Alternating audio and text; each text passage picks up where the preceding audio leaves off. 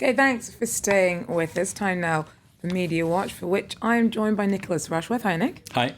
Okay, so we're going to start off with some pretty somber rumblings from the Israeli press. The drumbeats of war, and the Israeli paper Yediot Aharonot is reporting that Benjamin Netanyahu, the Prime Minister of Israel, along with his Defense Minister Ehud Barak, would like to target Iran's nuclear facilities before the US election. Now, we know the US election is the first week of November. Now, that's just weeks away. So, of course, we find ourselves here in the doldrums of deep August now, but weeks away. They are mounting the tension, if you like, the rhetoric of it. Now, the paper there, Ynet News, which is the website for Yediot Aharonot, is saying that Barak recognizes there'll be fatalities, but he says that Israel will not be destroyed. So, of course, that's perhaps a question there that springs to mind for me. Is he talking to a domestic audience or to an international one? But we can go to the op-ed in the same paper, and there's the story there, the Zionist case against attacking Iran. Now, we both know that the Israeli army does not back Netanyahu and Barak on this very hardline stance against Iran. The army in Israel, it says, if you go for those nuclear sites in Iran, that will just fuel the Iranian desire to have the nuclear technology. So it couldn't be a solution.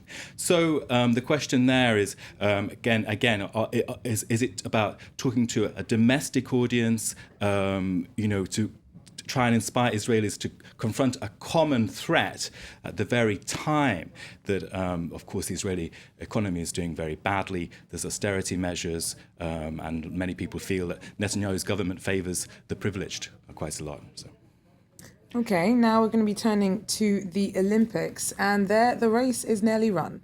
Well, yes, the end is nigh. Would be the sandwich board in London, wouldn't it? Which would be, we're coming to the end of, what has it been, 17 days in all. The closing ceremony will be on Sunday evening. Now, the opening ceremony by Danny Boyle was a major event, and some people are saying, well, this is the guessing games now, because people are trying to guess what could be the surprise for Sunday evening. Now, let's go to The Sun, the newspaper in the UK, and The Sun there has got that story. Games finale stars, you guessed it, the Spice Girls. So your reaction is a bit limp. No, to be honest, I'm not quite sure how I feel. I think it's one of those things that a lot of people will appreciate more than they expect.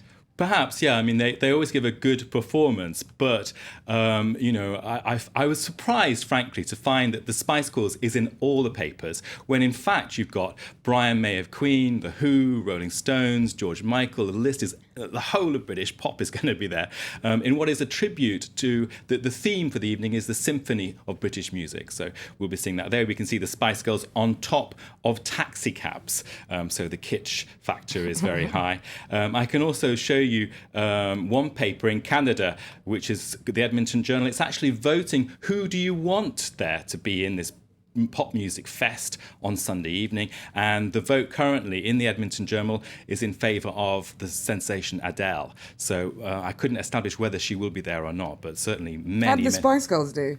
The Spice Girls on that list. Is it on the list? I don't know, but I could perhaps tell you later. Worth going to check it out and voting, as I did earlier. So the Spice Girls, yes, they're on it, but I can't tell you. We'll have to see how it goes down with the audience. Now, one person who won't be there is Morrissey.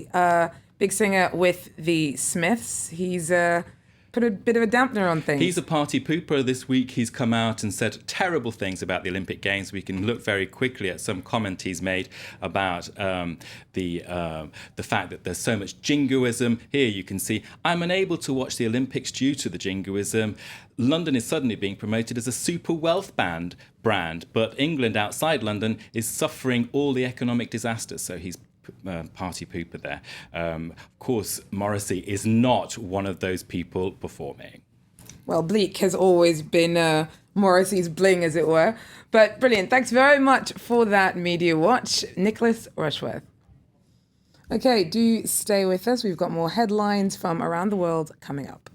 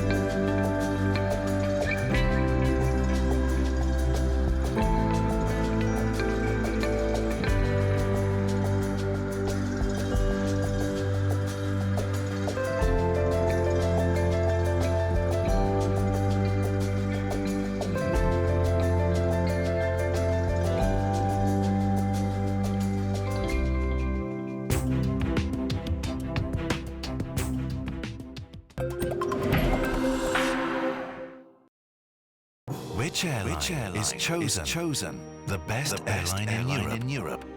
2 years in a row. We are Turkish Airlines. We